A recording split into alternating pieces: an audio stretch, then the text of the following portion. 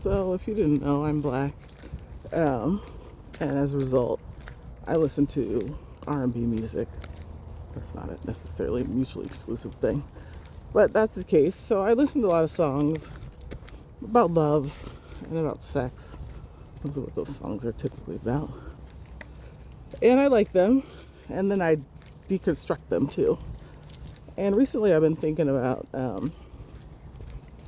what does it mean to love? What does love really mean? I certainly have been quote unquote in love. I've fallen in love. I have loved. I've been loved my entire life and continue to be so beautifully, blessedly.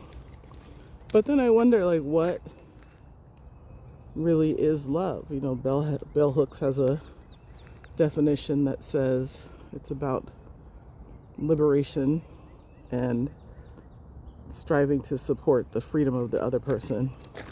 I've heard people say it's when you support the full development and expression of the other person, and I feel that those feel right to me in lots of ways.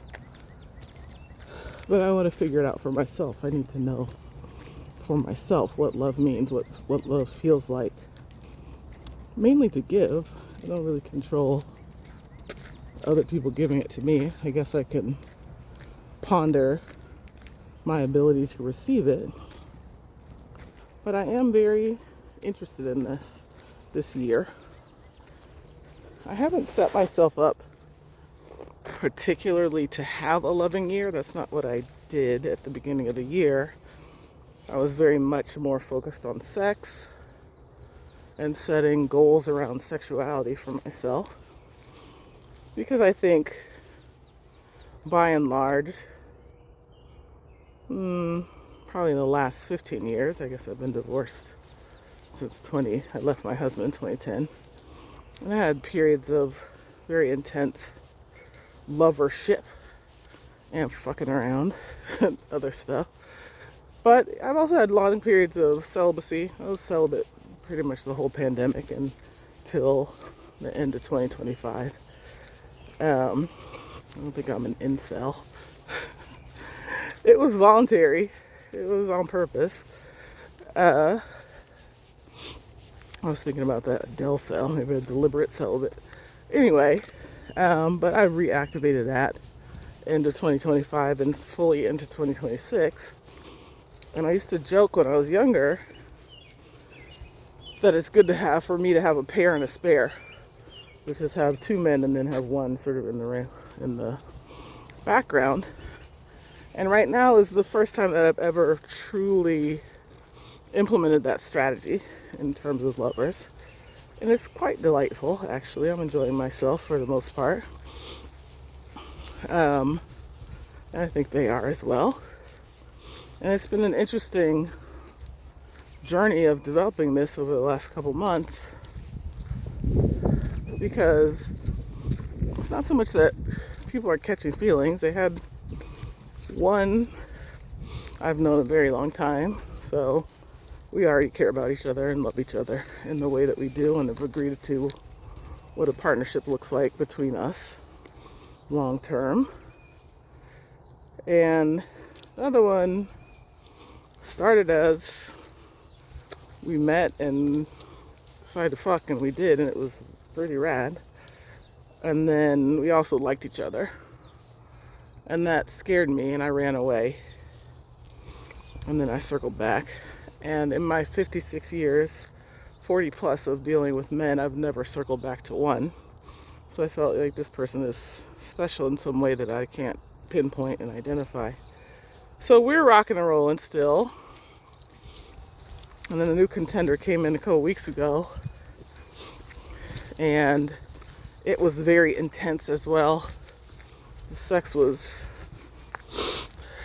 mind-blowing, to say the least, for both of us. I think we both kind of freaked out, him more than me. And now we're figuring out what the new normal is for that. And that's fine, and that's interesting. But I say this, when I start off talking about R&B songs about sex and love. Like those are the only two things, but they're also extremely poorly defined. I think we rely on assumptions, our conditioning, our own life experiences, what we've observed in the adults around us when we were kids. All sorts of things influence what we think love is, what we think sex is, and what sex is for as well.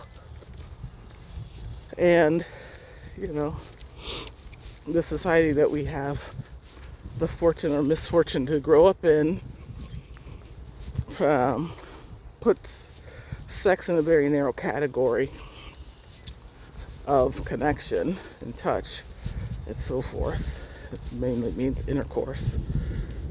Yeah, so I think about that and I think, what could these songs be about if it wasn't just, look at this great way I can fuck you, or I'm so good at it, or I love you, with all sorts of assumptions and definitions undefined within it that just leave people confused, including me sometimes. So yeah, that's part of my exploration this year, is to really understand for myself what sex and love mean. I'm also sort of curious about the idea of what erotic is. And of course, I'm always expanding opportunities to do my work around touch and touch literacy and touch education. Come here, dog. Yeah, so that's what I'm doing out on my walk this morning, thinking about that.